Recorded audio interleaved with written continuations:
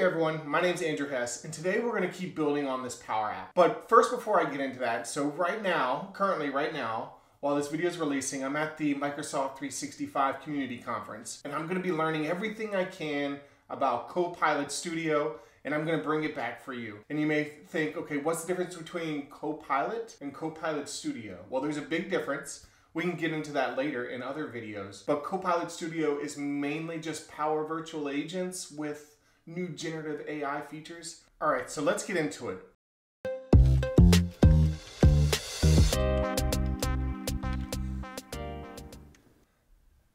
I want to recreate one of these forms, and I want to make it a custom form and not an out-of-the-box submit form button.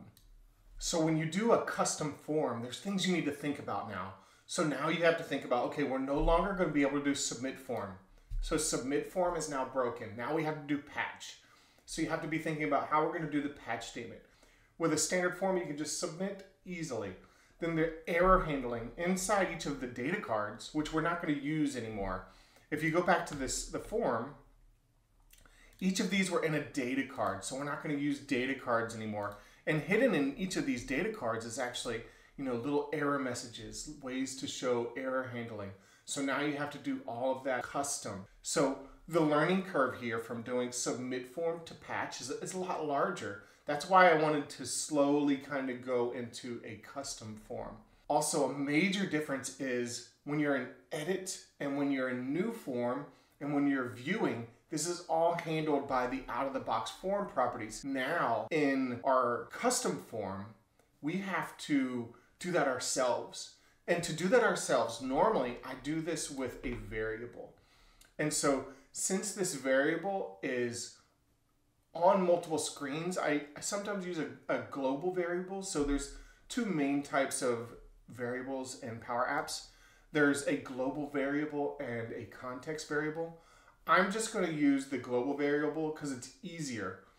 That's the only reason I'm going to do it here today, is because it's easier. So let's go back to screen one. And right now you can see we've broken everything. The edit form is broken.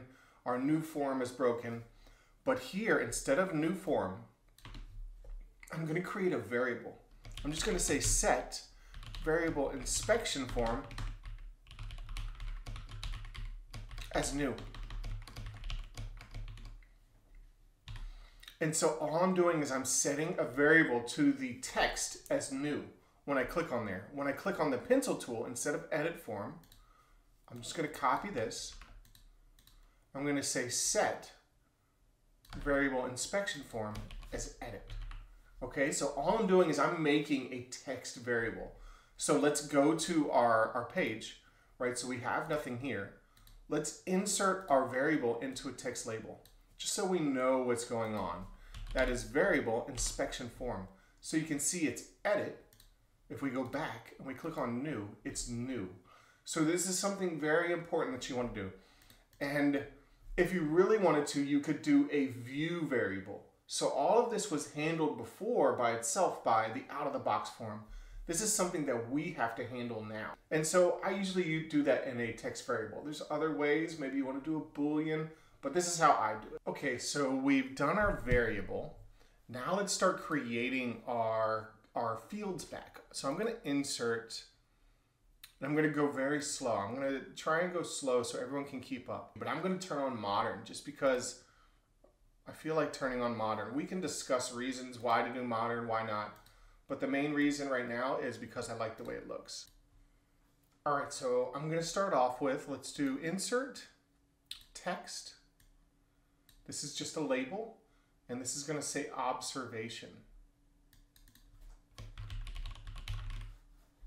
That's all this is. This is my main field that I'm using in the SharePoint list. Insert, let's see, text input. This is my observation. And so when you do custom fields, it's very important, in my opinion, to start naming them. Start naming your fields. This is going to help you in the future. So I'm just going to say TXT, give it a short little abbreviation, and say observation. Now the next one is, let's say, action items. So I'm just going to keep going, and I'm going to go very slow this time. A lot of times I skip over this, I go very fast. I'm going to say action items, and then I'm going to rename it. All right, so then the fields were customer name, so insert. I'm going to do the same thing as before, combo box. We'll do the new one. We'll check out the new one. The new combo box. This is going to be customer name. So I'm going to name it CMB, customer name. And we'll move these around where we want them in a little bit. Insert. And the next one is location name. So this is also a combo box.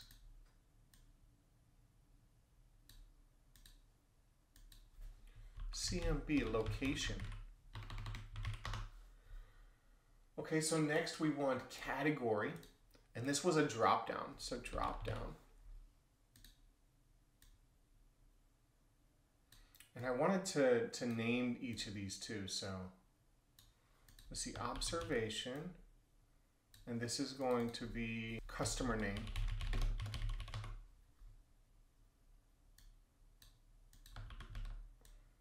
And the next one was location.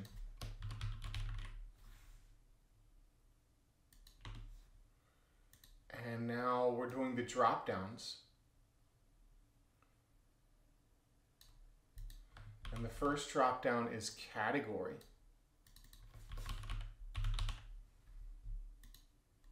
And this is, I do DRP category. Okay, now for the next one, it is status, and that's caution, warning, caution, and clear, so 3 colors. I want to not do a drop down. I want something cool in there. Maybe some buttons. Let's do some buttons. All right, so this is something I found out. So right now, today, the buttons, it's not letting me do a radius like I want to do it. Like, I can't control the radius. So I'm going to go back to classic. Insert a button, classic. Now really, you don't want to mix up classic and modern, but today we're going to do it. I'm going to make a button, and I want the border radius. Not just that one, but I want the entire border radius. So it's going to be in our properties, border radius. We're going to raise it up to 100. And we're going to make a circle. Maybe we'll go up to 200 border radius. Won't change much, but there we go. And the color is going to be green, and it's going to have no text.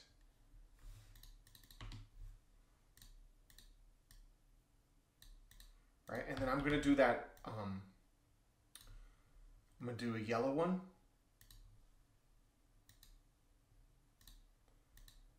And then I'm also going to do a red one. Right, so we're going to have some buttons that you can press, and maybe we'll arrange these how we want. Maybe it'll be, maybe we'll figure out how we want to do it, but we're going to have some buttons you can press. And this is going to be our status. And all I'm going to do is I'm going to take a field. I'm going to insert another text field. I'm going to put it up here. And this text field is going to be like a variable. And it's going to be variable, we'll say status. And so it's not defined yet. But on the button clicks, let's say on select of this button, this time we're going to not do a global variable. We're going to do a context variable. I'm going to say update context. And the way you do a context variable is a little bit different.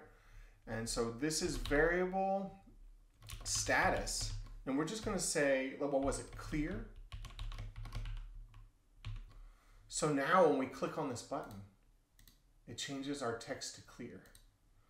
And so now, let's say we click here. On this button, I'm going to say it is warning. Or no, this is caution. Caution. And this one is warning. So now, depending on which one we click on, it's going to change our text label. So this is just an idea. I know all of you can have better ideas than me, but I just want to put something together. Okay, so now we have our fields. I believe we have all of our fields. Oh, we're missing one. We're missing one field, and that's the due date. So date, let's go with the new one, and we're going to do a due date. Due date, and then I'm going to rename this one to DTE due date. So it's not as important to name my labels. Maybe you want to name your labels, but for this video, I'm not going to label my labels. That's funny. For this one here, the text, I am going to rename this one to text status because this is the one that I'm going to use in the patch statement. Let's build out our defaults. So right here, this is our observation. So the default value is actually going to be, and this is actually going to be in the value field. It's going to be equal to gallery1.selected. I believe this is title actually. So the observation is the title. That's because it's SharePoint. So that's our default value, but we can come in here, we can write and change it, right? We can always come in here and change it. But by default, that's what our value is. So action item, once again, we're just going to do the same thing again. The value is gallery1.selected, and this one is action items.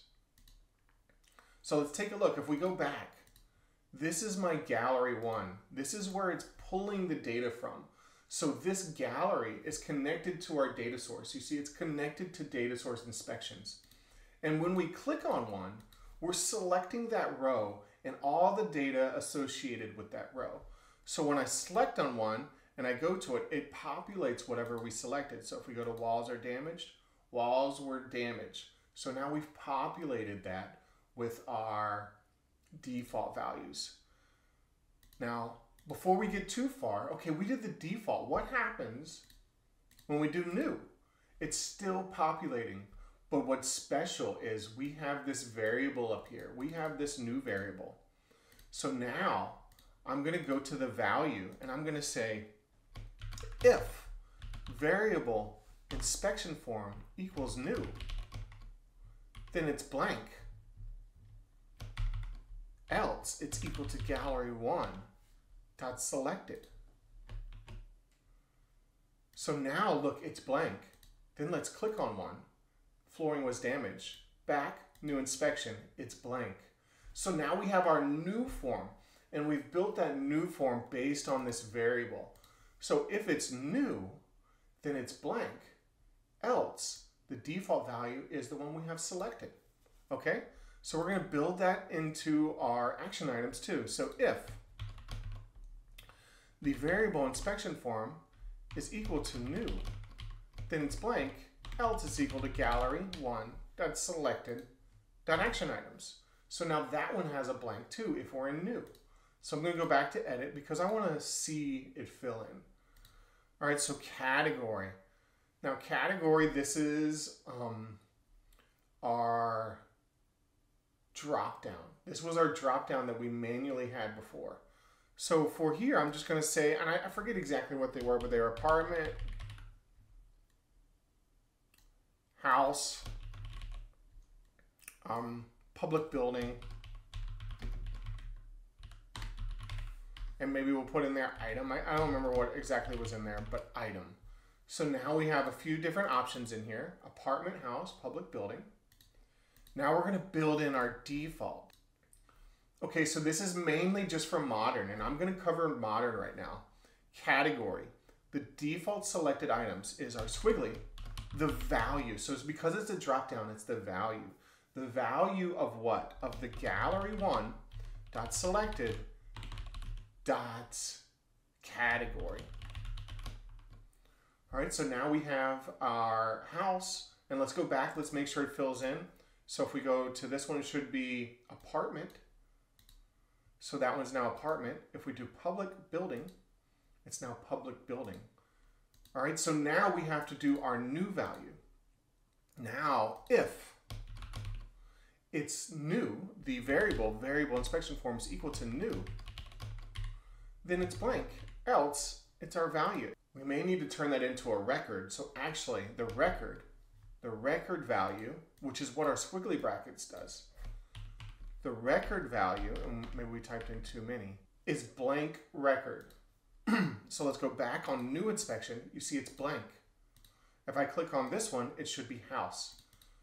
So you see how we're doing that, how we're filling in the new form? And this is for a drop down. So just remember, that's a drop down. Okay, so customer name, this is a combo box.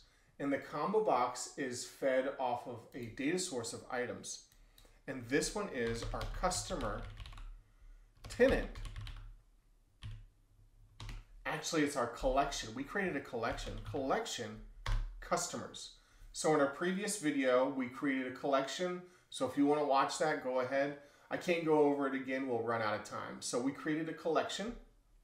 And if we go into this drop down, you can see we have a few in there. Okay, so now we're in modern, and things change when we're in modern. If we try and do the record value for the default selected items, it's not going to work. So if we did full name, gallery1.selected.customer name, it actually breaks our combo box. So actually our combo box does not populate. But what I like to do here is I do a lookup field. So I say lookup. And what do we want to look up? We want to look up the collection customers where, well, if we scroll down, we want to look up the full name. Full name is equal to the gallery1.selected.customer name. And you notice it then populated our combo box and checked it off. So you notice that it's also checked off there. So now our combo box, it's using the collection. So you can see it's using the collection here, collection customers. The default selected items is using the collection customers full name, gallery1.selected.customer name. And in the fields, I actually just added full name. So let's do that over again. So on location, we're going to use the data source. The data source is actually going to be our collection locations, right? So our collection locations, it brings in the number IDs. We don't like that. When we go to edit fields, we're going to show just the title. So that's what I'm going to show as the title. And this is going to populate our combo box with different titles. In the default selected items, it is the lookup. And what are we looking up? The collection locations. And what are we looking up? Use the drop down. Use your help here. We're going to look up where title is equal to, and I believe it's just gallery1.selected, and then use the IntelliSense here. It's actually location name. And there we go. It now populates it and checks it off the right one on our dropdown. So when we change it, Andrew Hess home office. We change it, Cadmus Everdeen home office. So the default selected items are working. All right, so now that we have that, what about when we do new? When we do new inspection, it's still populated. All right, now we got to use that variable again. So if the variable, what was it? Inspection, let's see if we can get it to use our IntelliSense. The variable in inspection form is equal to new, then it's blank, else it's our lookup. And it doesn't like our blank, so we need to say it's a record. All right, so because it's a combo box, it wants a record in there. All right, so now let's take a look at it. All right, so let me show you something that really has driven me crazy before. So I've set up my default selected values, right? I select up my default selected values, and on new it's blank. But when I click back and I click in there, you can see that it's filled in correctly. But if I click new, it's still filled in. But watch this. When I click back and I click new again, this time it's blank. And I know this drives people crazy. What I'm going to do, what I have done to fix this issue is on the screen 2, I'm going to reset my drop-downs. I'm going to reset my combo boxes. Combo box customer name. I'm also going to reset combo box location. So now when I select it and I come in here and I click one, it is correct. If I click back, new inspections, it's blank. Back in, filled in, filled in. Now I know you may think, oh, that's a weird little thing, but no, that has driven me crazy before, and that's the easiest solution I have found for it. Is to just reset those combo boxes, every time that you come into your form. So one more thing, let's go back to our screen. On new inspection, it's not starting off on clear. So on the screen 2, I'm going to update context. The variable status is equal to clear.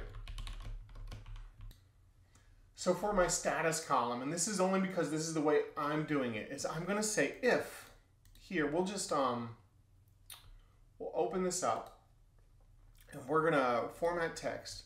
We're going to say if, this helps me read it, if the variable inspection form is equal to new, then it's blank. If it's not equal to new, comma, then we're just going to say it's equal to gallery1 dot selected dot status, and we need ending parentheses. So let's see, format text again. Okay, so if it's equal to new, then it's blank, else it's equal to the one that we selected. So let's test that out. All right, so on a new, it's blank. We can still click in here and change it. On an editable one, it comes in as caution, and it's already highlighting what we wanted selected. It highlights it, and so when it's clicked on, it's darker. That's the color. We could actually disable the other colors if we wanted to when we clicked on them, but that's how that works. Okay, so we have a full form working. Now, let's work on our patch statement. So this is the important part. This is how we save our data. So patch. What are we patching? Our inspections SharePoint list. And for right now, the default value can be gallery1.selected. And what are we going to patch? We're going to patch each one of these. So title is observation, text observation dot value. The next one is action items. So action items is equal to text action items dot value. And then next we can do category is equal to the drop down category dot selected dot value. Okay, so let's do due date next. So due date is equal to our DTE due date dot selected date. All right, that's due date dot selected date. Okay, now let's do customer name. Let me just pull this down too so we can get some more space. Customer name is our combo box, customer name dot selected, and this one is a little bit different. It's going to be our full name, right? So our full name. And now location name is equal to combo box location dot selected dot title. Status. What is this equal to? This is equal to our text field here. Text status dot text. And that's it right now. So it's only doing an edit right now. So it's only doing an edit. So if we come in here to floor was damaged and we changed it to again, and we click save, it's going to overwrite that line item. We can see that it overwrote that line item. So let's go back. All right, so we have our formula here. I'm just going to click format text because that helps me see it. So this is now the patch statement. It's only going to update, or it's only going to edit actually. We're not going to go into update if. I'm just going to show you the easy way that I do new. So I just copy this patch statement, and up here at the top I say if the variable form inspection is equal to new. I do a comma and I paste in the patch statement. I do another comma, and this is just one way you could do it. There's many different ways. You can use update if, you can use it not. But so if it's equal to new, I remove my gallery1.selected. Else, it uses the gallery1.selected. So let's go into a new form here. A new form, observation, new form, now works. Action item, none. Customer name, we'll pick me, pick a few in there. Apartment, we'll give it a green, clear status. Due date, we'll click save. Now, we didn't go back, but if we go back, new form now works. So that's one more thing on the save button. After we patch, let's navigate back to screen one. So screen one on a, oh, we need our semicolon on a fade.